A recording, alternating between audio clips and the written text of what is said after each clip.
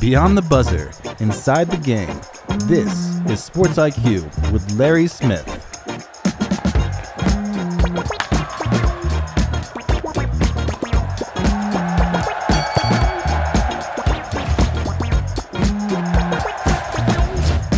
We made it to Friday. Glad you're here with us. Yes, it's a SportsIQ. And yes, it's another football weekend. And yes, I've already bought my chips and dip. I'm one step ahead of you. Great matchups we're going to talk about a bit later on. We have some great guests to get you ready in just a couple of minutes. Mark Weiszer from the Athens Banner-Herald is here to talk about number 5, Georgia hosting Alabama. Big matchup in the SEC. Look, every week there's been some great matchups, right? And this is one of the big ones. The two teams, again, just the recent history itself, the national titles, the SEC championships. We'll get into that matchup in just a moment. Also, the IlliniGuys are going to join us from the radio show, the IlliniGuys Sports Spectacular. Brad Sturdy and Mike Cagley are going to be joining us talking about Illinois hosting USC in another top 25 matchup. And then the great Danny Sheridan, the veteran college football analyst. Danny is coming along here, bottom of the hour, to talk all things college football. If you know who Danny Sheridan is, but if you do not, or you have not heard him lately, when Danny Sheridan talks, it's a must hear. He's entertaining. He knows his stuff. He's unabashed. And we love all those things for him. We have known Danny for more than 30 years. Tony and I go back to our CNN days, and so we love when he takes the time to join us. Be sure to stick around for that. And again, more college football talk. And a crazy moment of all, end of the show, to end the week. You got to hang around for this one because you're going to tell your friends. Trust us. Okay, obviously the big story right now on this Friday is the regular season in baseball coming to an end. The last weekend, the NL West crowning their champion last night for the 12th time in the past 13 seasons. It is the Dodgers reigning supreme in the West. Shohei Ohtani matched his career high with his 54th home run. Freddie Freeman blasted a pair of long balls in L.A., knocking off Arizona 8-0. Maybe more important than the offense finding its groove is the bullpen, pitched 3 innings of one-hit ball. So the only thing to determine is the final wild card spot in the NL. The Mets holding on to that final berth thanks to an 8-5 win over the Cubs. Francisco Lindor joining the 30-30 club for the second time in his career with a homer. Brett Bielema went deep twice for the Mets. Cincinnati remains a game back of New York, getting a game-saving catch from outfielder Noelvi Marte in the 9th inning to help hold on to a 2-1 win over the Pirates. Emilio Pagan working the 9th for a career-best 30th save for the Reds. Okay, in the American League, the Tigers finally put the brakes on that 8-game skid. They avoid a sweep by the red-hot Guardians with a 4-2 win, getting homers from 3 different players in this game, and Cleveland starting pitching, giving up more than 2 runs in a game for the first time in the last 20 contests. So Cleveland and Detroit now tied atop the AL Central. Cleveland finishing the year with 3 against the Rangers. They've lost 9 of 10, so good for the Guardians. The Tigers, though, have to play the Red Sox, who are clinging to a 1-game lead over Detroit for the second wildcard spot in the American League. Last night, the Red Sox fell 6-1 to the Blue Jays. Dalton Varsho hit his 5th career grand slam. George Springer added a 2-run homer to propel the Jays to the win. The Yankees remaining tied with Toronto for the AL East by virtue of their 5-3 win over the White Sox. Carlos Rodon, now 18-9 on the season. He pitched 6 steady innings. Austin Wells added an RBI double off the right field fence in the 7th as the playoff-bound Yankees finished a 3-game sweep to move a season-high 23 games over 500. Now, the Yankees finish up the season with a series against the Orioles. The Jays will finish with 3 at home against Tampa Bay. NFL last night, the Seahawks looking pretty good for the first 3.5 quarters, making easy work of the Cardinals. Seattle sacking Kyler Murray 6 times and holding Arizona to under 300 yards of offense.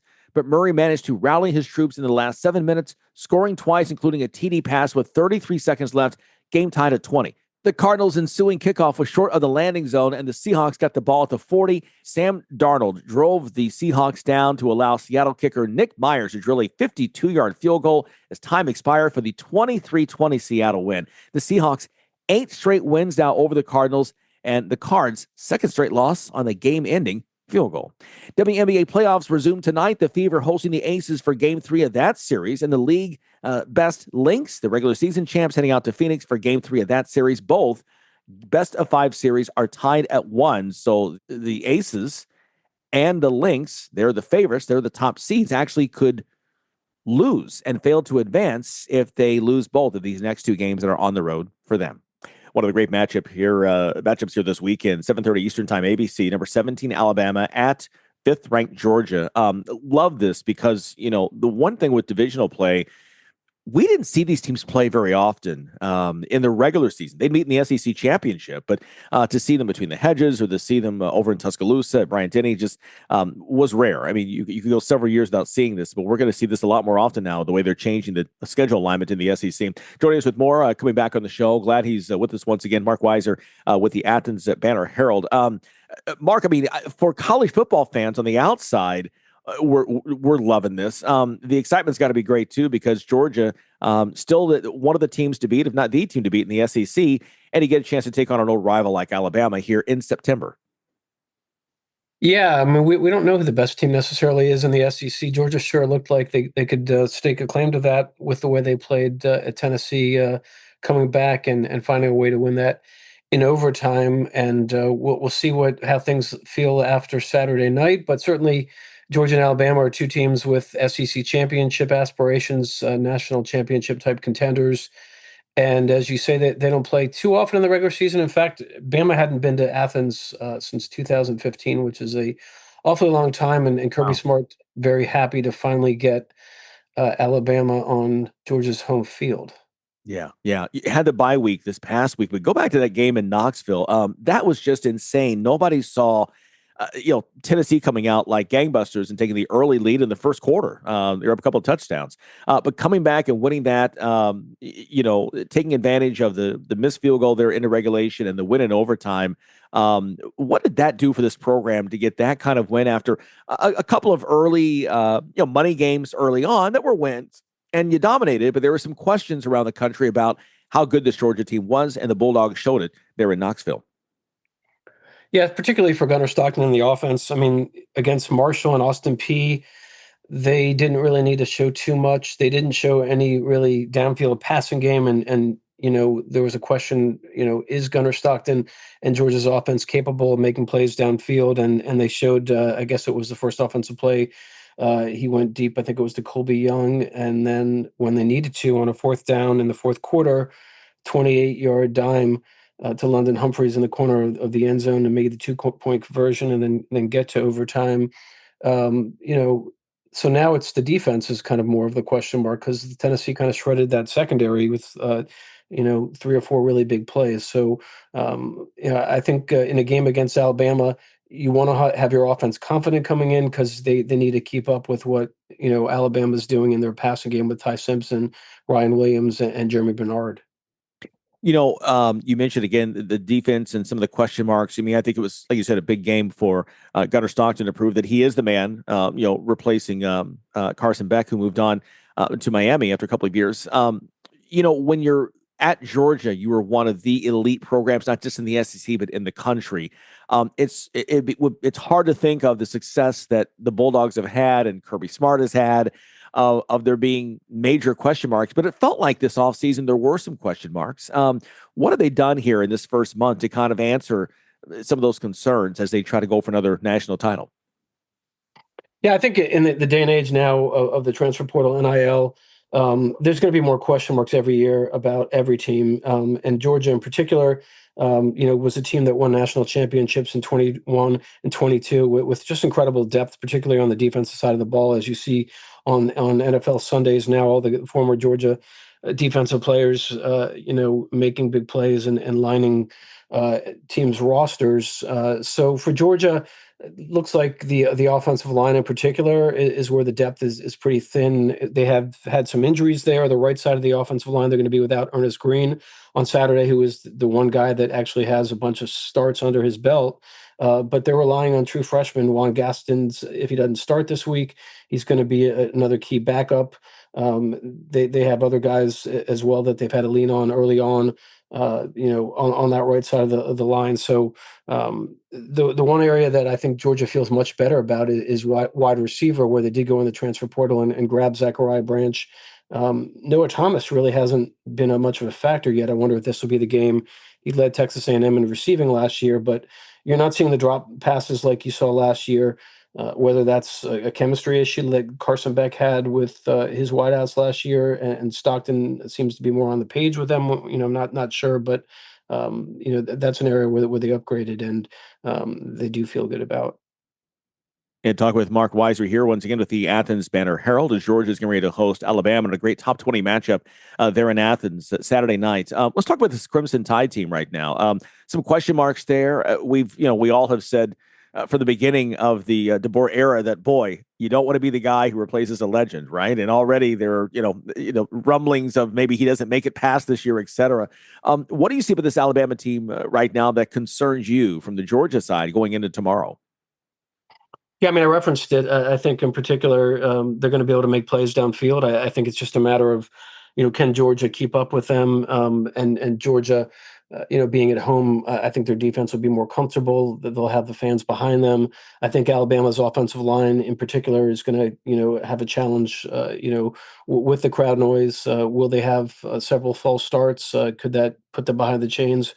We'll see about that. But Alabama's also getting back Jam Miller, their best running back, and their run game hasn't been as strong as they probably needed to, but they haven't needed to lean on that as well. I mean, Ty Simpson throwing some of those short passes is kind of, I guess, similar to the run game. So I think Alabama's defense in particular looked kind of vulnerable against Florida State, the best team that they played, although we didn't know Florida State was going to be really good this year.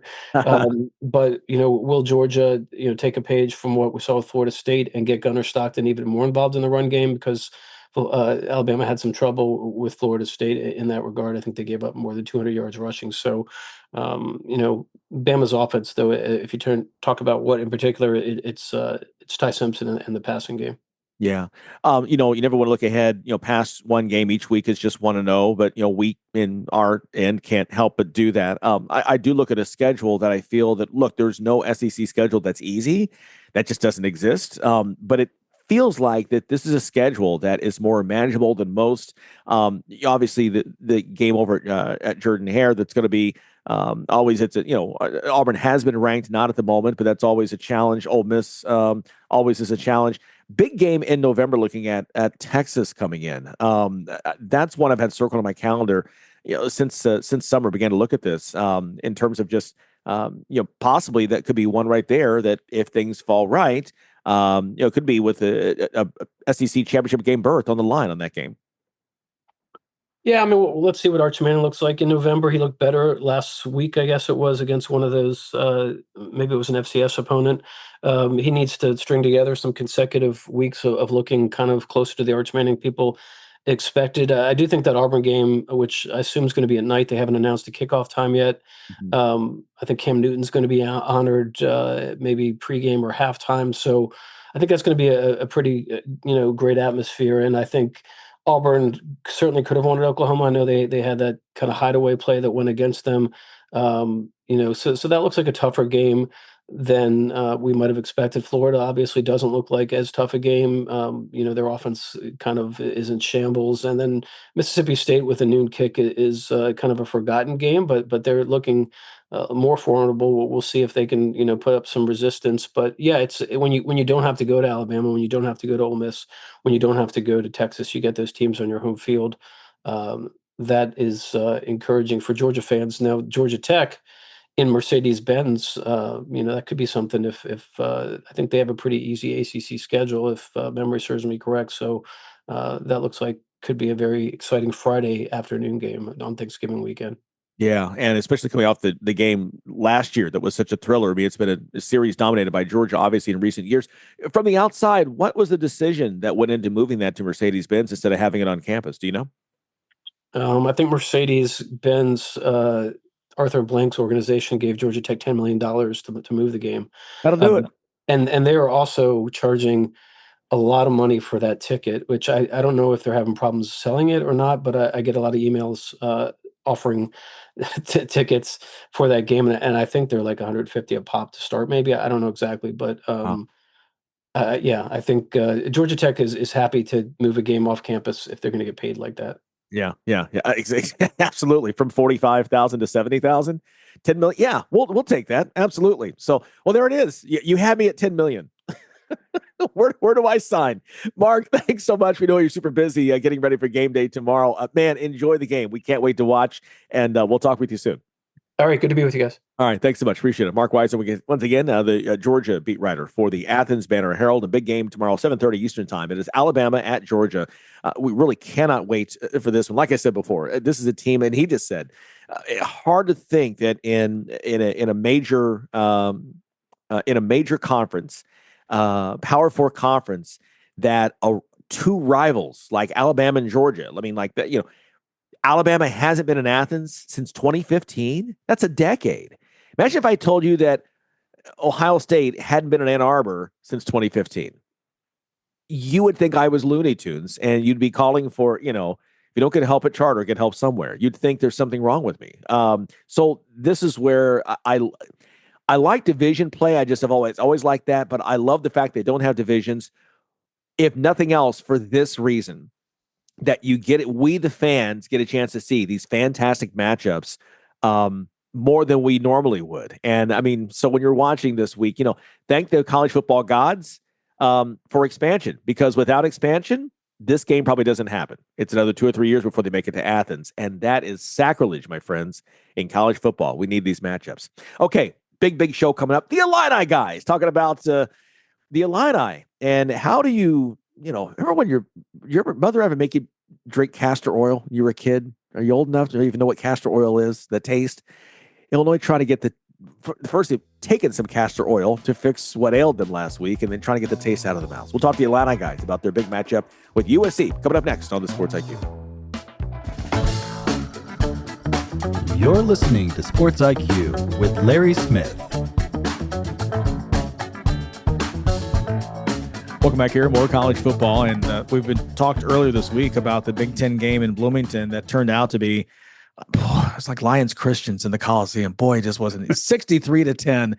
Indiana just boat raced Illinois. But listen, hope springs eternal. New day, and the Illini tomorrow taking on USC at home for homecoming. And joining us now from the Illini Guys Sports Spectacular, it is my fellas, my buddies, my dudes, Brad Sturdy and Mike Cagley. Guys, first off, let's talk about this. What's the feeling right now in Champaign in terms of coming back from that loss? Here we go again. They're going to disappoint one more time. I think that's where fans are. I think had they lost a competitive game, it would have been different. But losing 63-10 has really kind of shaken the foundation of the Illini fan base. So they're going to need a win on Saturday against USC if they want to feel good. Yeah, and Brett Bielema wonders, why all this baggage is laid at his feet. I can't answer that, but I can say that what happened, this was very similar to a certain Rose Bowl that I was so excited to watch, and UCLA was up by the half, and we were all sitting there going, "Wow, are we even going to watch the second half of this game?" And this was very similar, and I was actually hoping that the Emperor would stand up and give a thumbs down to the Lions, but that didn't happen either. It's painful to watch. By the way, Indiana just scored again as we were talking. Exactly. So are you not entertained? That's right. We were talking to Cooper Perkins. I was not earlier this week. No, we were Illinois fans, not at all. What happened in that game, and how does Illinois get its mojo back? Well, I mean, they've got to get healthy in the defensive backfield for sure. I mean, that's a huge part. They got to have get Clark back and so forth. But then the other thing is the offensive line's got to handle their assignments. It was interesting. They just had an article, Pro Football Focus just had an article talking about the Illinois offensive line on Thursday, and it was basically broke down what they did, and they said there was not a play in the first half where someone didn't mess up out of the 11 offensive players. Oh, geez. Whether it's a bad read, a bad block, a missed thing, every play somebody had a missed execution. So there's consistency. And you got to start somewhere. We are consistent in that we're inconsistent. So Yes. There we go. I really think at this point there's like a short term and there's a long term.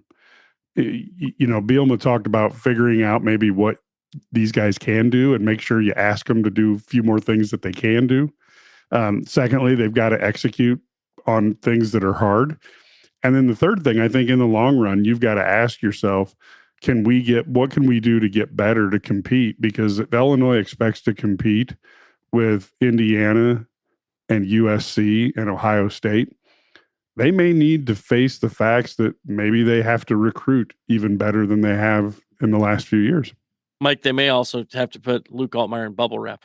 Yeah, trust me, I felt so sad for him, because anybody who's ever played quarterback understands what it's like when you've got like a defensive tackle looking at you and you're like, oh my God, he's going to kill me. And then you look at your offensive lineman and you're like, he really is. Back in medieval times, they used to pick out which kind of armor they would wear, whether it was like they might wear some plate mail or some chain mail or something like that. A force field. I don't think any of that works. It was not enough. He needs more. We need a bigger. I felt for Luke. See, I think Luke is he's gonna be in the tunnel and he's gonna be talking to the athletic director Josh Whitman. He's gonna quote the great Maximus, right? And he's gonna say, "Yes, there was a dream Brett Bielema had. This is not it. This is not it at all." Republic. No, I'm sorry. Back to reality. Definitely was not the dream. No, it was not. But I think you mentioned about this Illinois program, 10 wins last year. We talked before, only the 5th time that's happened in school history. And Brett Bielema coming in, the great success at Wisconsin, not great success at Arkansas, but he went to the NFL, learned there, coached under Bill Belichick, and now he's back now.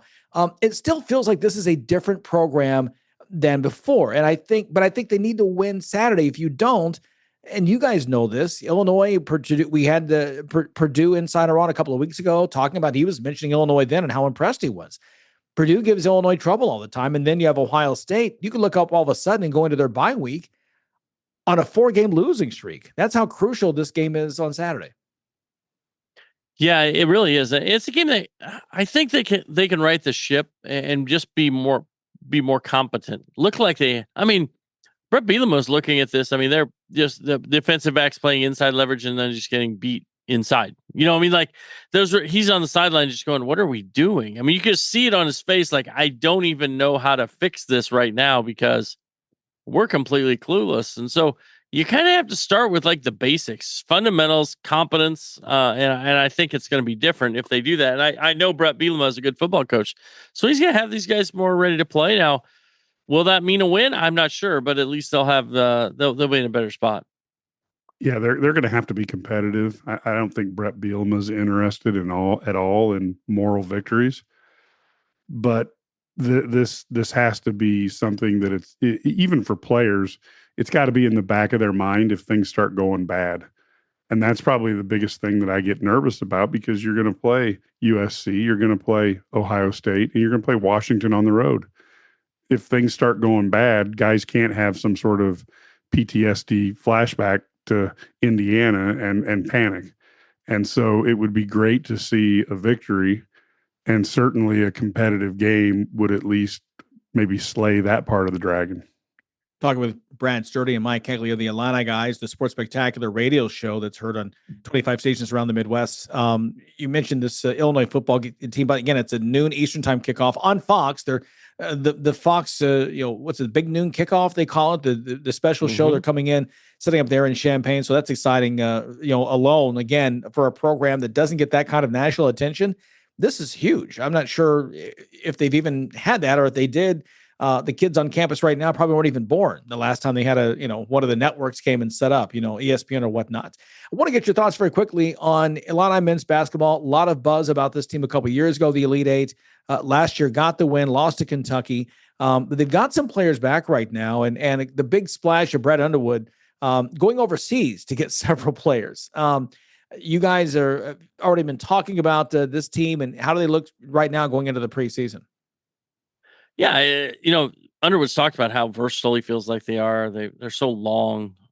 They've got such and they're skilled too. I mean, and they're old. I mean, you put all those together and you feel pretty good about where you're at. And having a guy who's, a leader like Kylan Boswell and Tomislav Ivasic, guys who've been there now and gone through it, I think it's huge for Illinois. And I think that Brett Underwood feels really good about that. And you bring in guys like, Andrei Stojakovic, and as well as, Zvonimir Ivasic, to be in the front court. And then Mihailo Petrovic, who is the guy who really could kind of be a dynamic point guard and stir the drink in the backcourt. And if all that comes together, this team's got a chance to be playing in the Final Four. I believe they could follow that St. Louis, Chicago, Indianapolis path that they handled so well back in 2005. Oh, Yeah, if they play really well and go to that level, I see Petrovic on a Wheaties box. But I do no, think it's this, donuts, Wheaties bag of donuts.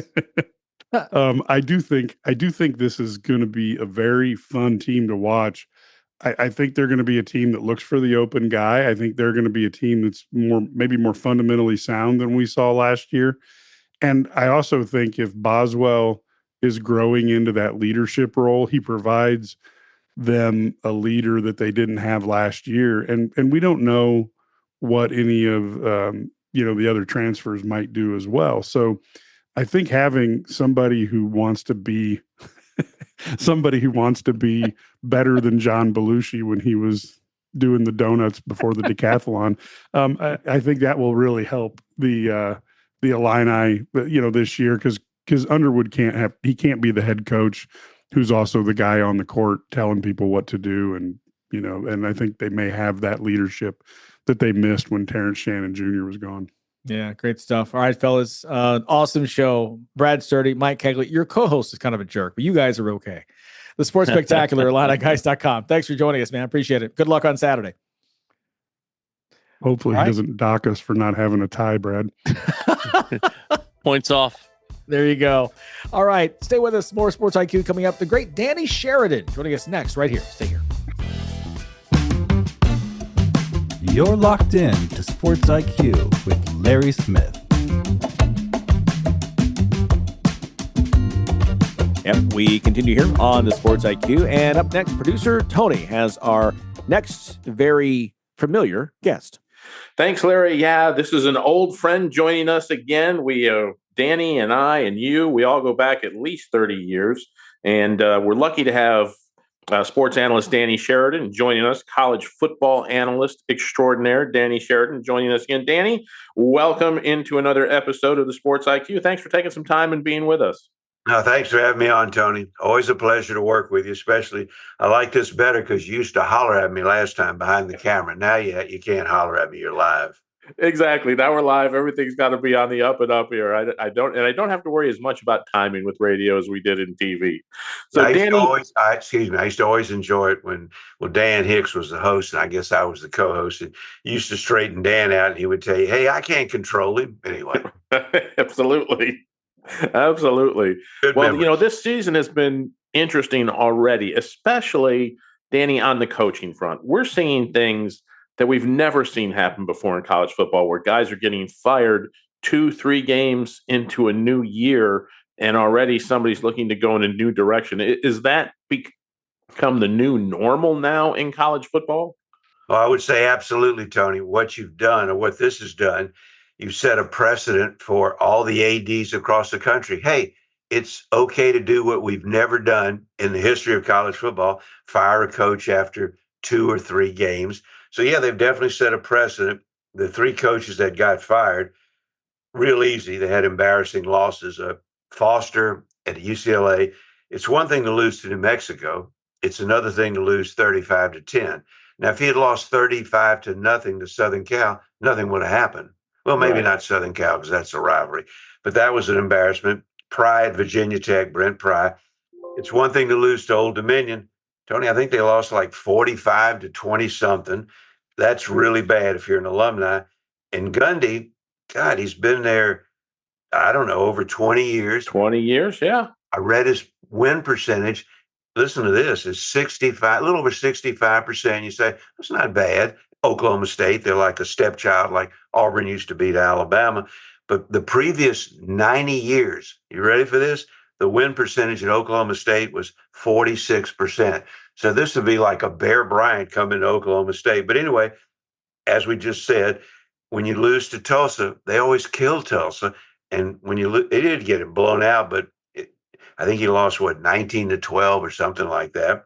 Yeah. I should know because I had Tulsa in the points, but I never dreamed that they would upset them. But basically, as I said, it's now the new norm. The key is, I think, like you had mentioned to me earlier when we were talking about Florida State, They waited. They didn't fire their coach. Smart move. Look what happened. I would say yes, but the reason why they didn't fire him, I don't think they're that smart. It was the buyout. And the buyout, well, let's see what he does next year, which would be this season. And I think they'll have an okay team. But the Florida State team that beat Alabama, I don't see them going. They might go maybe 9-3, 8-4. Still, I would not fire him. I think he's a good coach. And you're only as good as your NIL money. And I think he's got a lot of that. But when you couple the embarrassing losses and no hefty buyout, a low buyout, that's why Foster, Pry, and Gundy, which surprised me. I thought they might wait. And by the way, if Gundy had beaten Tulsa and had lost would have been killed by Baylor this week, I don't think he would have been fired. But that's my opinion. A garrulous answer, and that's my thought. It's now going to be, I don't think you'll fire him in August. But if the next coach that loses to, I remember years ago, and you would remember this, I think, Saban, his first year, he lost to Northern Illinois. Well, if this attitude existed today, hell, they might have fired Saban. It's possible. Yeah. That's how crazy it is. But they don't have a problem if you lose. You don't want to lose to a rival, but you never want to lose to a body bag game. Never. That's been the cardinal sin, I think, with all three of those coaches. Danny, what it makes me wonder is, as these schools do this, how does that not hurt them with future coaches? If you're a coaching candidate, I guess if you've never been a D1 head coach and they offer you, you're going to definitely take it, right? Nobody's going to turn it down. But as far as getting a cream of the crop head coach, after they've seen you do stuff like this, would you really want to work for a school like that? No, it's a great point, and that's not going to happen. If you're cream of the crop coach, as you said, the only way it wouldn't happen, but it's possible. I can't think of the big donor's name in Oklahoma State. I don't know if he's deceased or his family's T. Boone Pickens. Yeah, there you go. The family's billionaires. If they were to make you an unbelievable offer for Oklahoma State, yes, but there's just no way that a top-rated coach is going to Virginia Tech or UCLA based on what happened. And there's so many good young coaches. We're led to believe they're good. I'm not qualified to say who's a good young coach, but those good young coaches will be happy to take Virginia Tech, which is a good job. UCLA, certainly a good job. And Oklahoma State, a good job. Just need to have the right person, the right fit. And normally that would work. But today, if you have the Bear Bryant or the Saban, it's not going to work unless you have NIL money, period. You can be middle of the pack, but if you want to play with the big boys, you better do like Ohio State did last year. Pony up about $25 million for a national championship. That's what Texas Tech is doing. I've read, Tony, 30 to 40 million. And Miami has done it. And again, the team, it's not a coincidence. You and I can coach good players against the greatest coaches in the world and give them a lousy team. And that's what it boils down to. And it's a shame in a way. I don't hate to see players being paid. And we used to talk about this on our CNN college show. Players should be paid, not like this, but hey, I got enough problems handicapping. I'll let them worry. Well, let's talk about a couple other coaches who, are off to some slow starts. And these are big name coaches. When you're at Clemson and you're Dabo Swinney, he's got a big buyout, and he's brought more success to that program than any other coach over a sustained amount of time. To me, it's almost unthinkable that they might actually be thinking about making a change. They're sitting at 1-3 right now on a season that was expected to, have them in the playoff. I think that dream is evaporated. I don't see any way for them to get back unless they were to run the table in the ACC and win the ACC championship. That's the only path I see that they have. But just the thought of moving on from Dabo, it boggles my mind. Well, I think Dabo put a stop on that when he had that press conference. And I guess I could say I don't know what he was talking about, but I do know what he was talking about. He was saying the truth and like, hey, get off my butt. And if you can find somebody better, I'm going to coach, et cetera, et cetera. But I think what saved him, well, not the only thing, but he has a lot of capital because of what he's done. And he needed to remind the world that. And the next coach will be thinking, he's sending out a message, hey, look what I did, and you're going to step into this. So I think it was a very, very, very smart move on Dabo's part. He learned a lot from Bear Bryant and others, and I don't see him getting fired, Tony. And as far as the surprise, I don't say this to brag, but I make a couple of charity bets. I don't bet on football, but I make a couple of charity bets on overs and unders, and I made a substantial bet on Clemson losing 3 or 4 games at the Beau Rivage and at the Palace Casino, where it's legal in Biloxi. So it was no surprise to me. I don't think their team, they're not bad. I just don't think they're that good. And the quarterback he's a little better than average. And when you look at everything, they had an easy schedule. Otherwise, I'd have picked him to lose more games. And he may turn it around, but one of the things that's hurt him, and you would agree, is not going in the portal, not the portal, but the NIL. And I think he might have done it with 1 or 2 or 3 players, but you got to build some studs. This talk about, well, we got a great defensive line. You do, but you can't leave him out there for 45 minutes or 30 minutes of a game. Anyway, Right. That's, I think, his problem. Summary, I'll be shocked if they fire him because of his press conference, what he reminded them, who they're going to get better, no one, and what Right. coach in his right mind is going to take that job with Dabo saying, look what I've done. You're going to win a couple of national championships, and you're 2 or 3 years removed from unbelievable winning the ACC. What, they almost win about every year, don't they? Something like that? Yeah, or every other year. I mean, he's won it like 8 times since he's been there. So, I mean, yeah, 8 out of 10 or some ungodly. Yeah. And a new coach will think that. The only thing that would stop and Clemson's a great school, and Danny Ford put them on the map, and Dabo took them to another level, just like Brian put Alabama on the map. Saban took them to another level. I don't see Ford. I would be shocked if he gets fired. And I don't think the ACC is that strong. I know Miami's look real good, but hell, I'd like to know who in the hell Miami's beaten. Let's see how they're not bad. They're a very well coached team, great team that money can buy. But I don't think the ACC is that strong. By that, I mean, it wouldn't shock me if Clemson won the ACC. And if they don't, he's not getting fired. He'll get another year.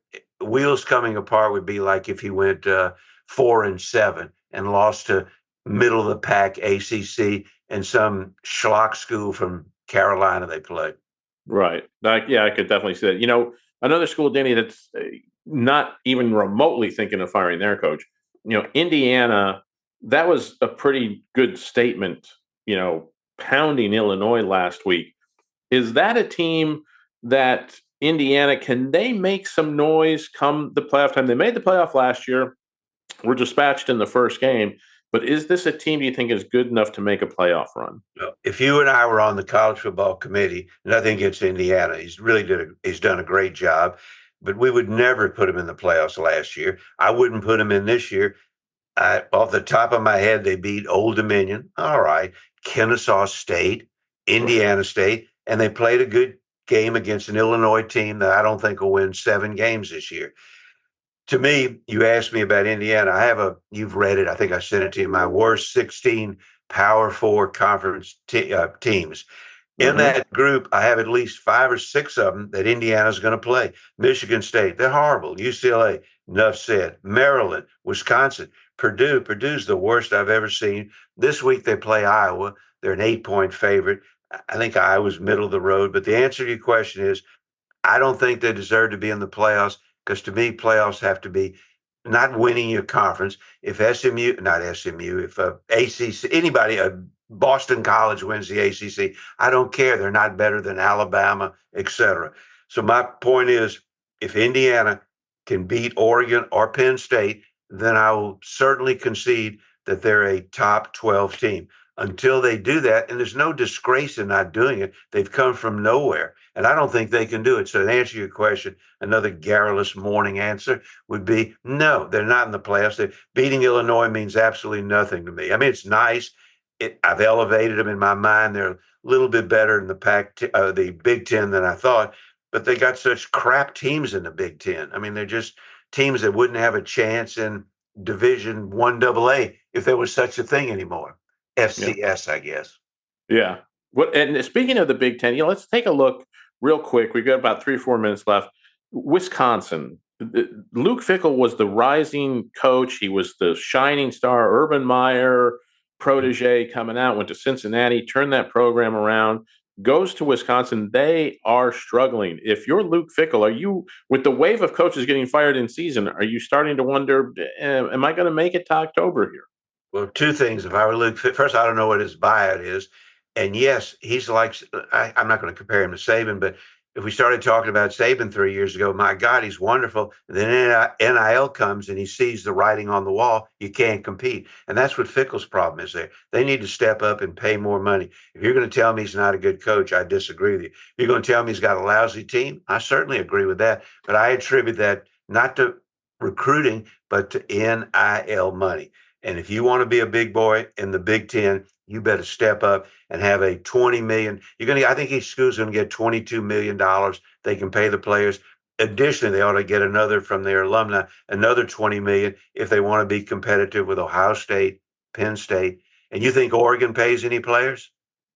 I'm sure they do. Yeah. You kidding me? They got Nike stock. I think that's Right. legal too. Hell, give them Nike stock. That's what I would do. But anyway, that's the answer to your question. Other coaches like Kalen DeBoer, big buyout, that'll save him. Hugh Freeze, who I think is a great coach, and I said this year that they would be.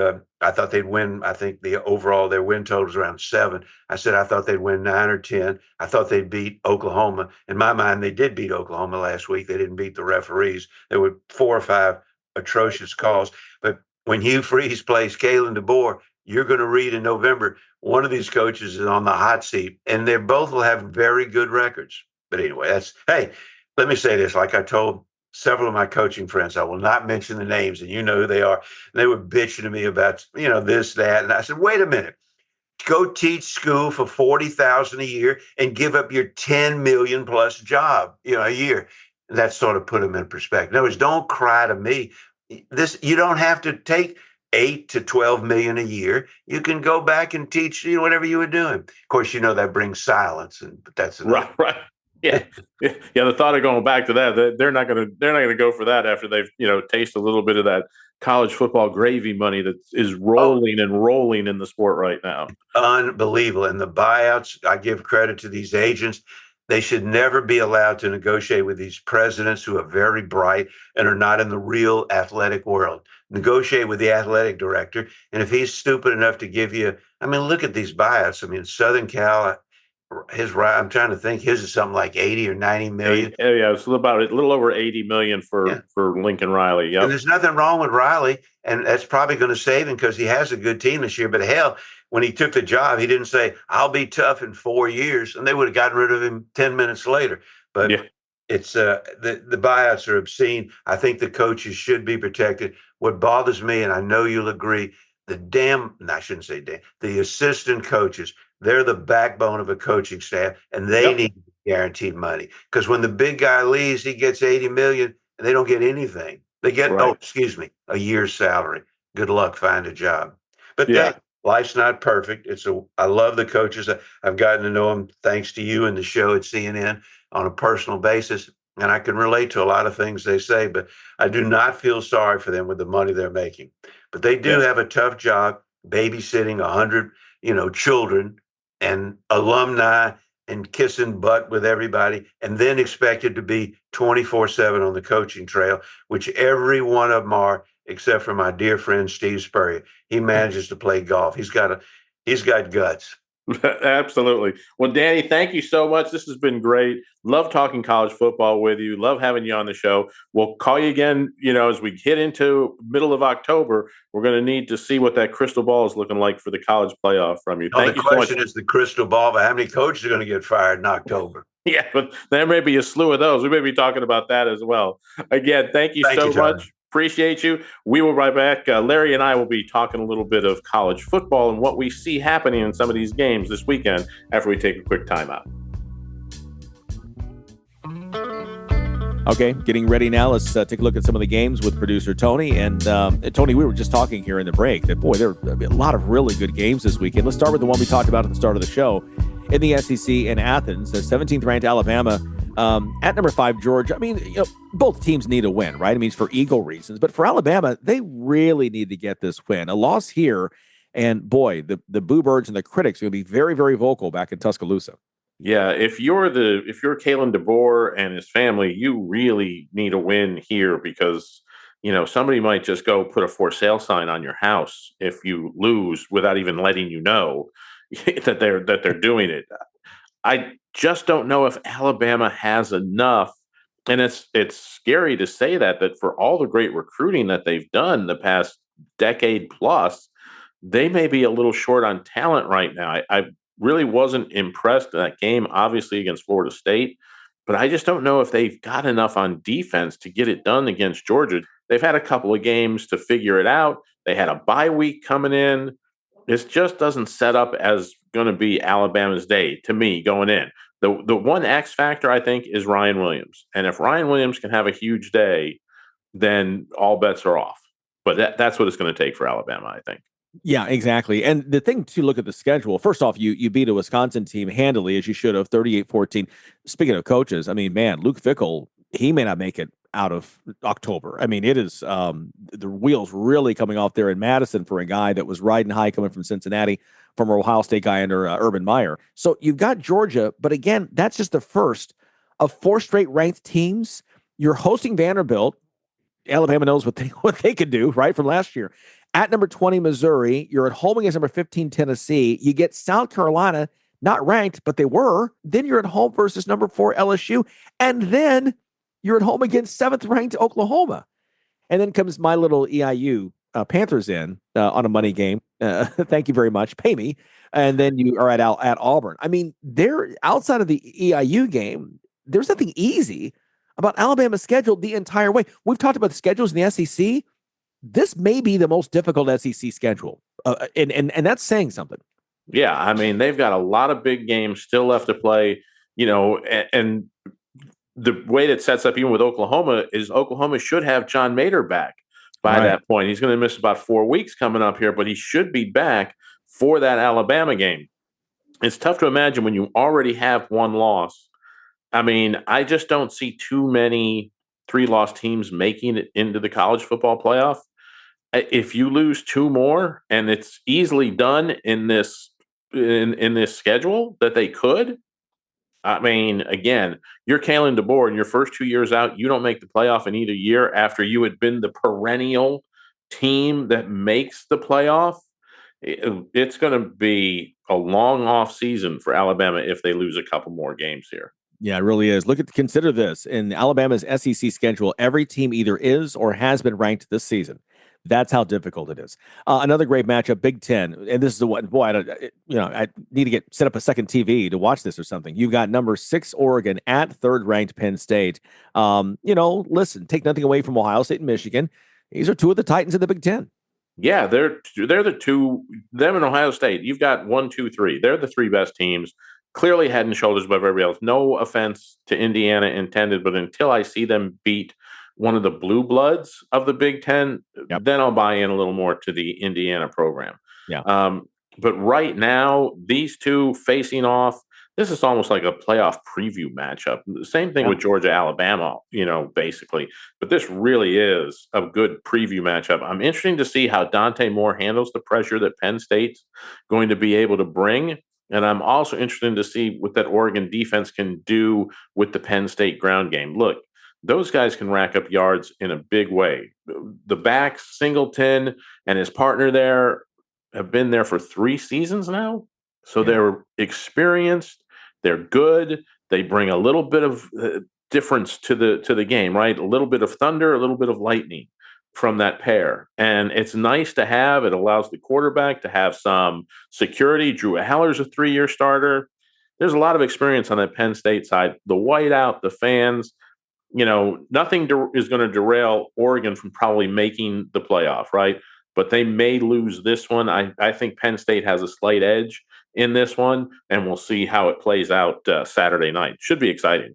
Yeah, I'm taking Penn State at home. This is one of those games that in a former era, BCS lovers would mark this as like a regular season elimination game, right? The winner stays in contention for the playoff, and the loser goes to some of the bowls. You're exactly right. By the way, both those games, Oregon, Penn State, Alabama, Georgia, at the same time, 7:30, NBC and ABC. So put fresh remotes in your batteries in your remote, because you're going to be flipping back and forth quite a bit. I want to get your thoughts very quickly. Also, another game, LSU, Ole Miss. Another big test now for the Tigers.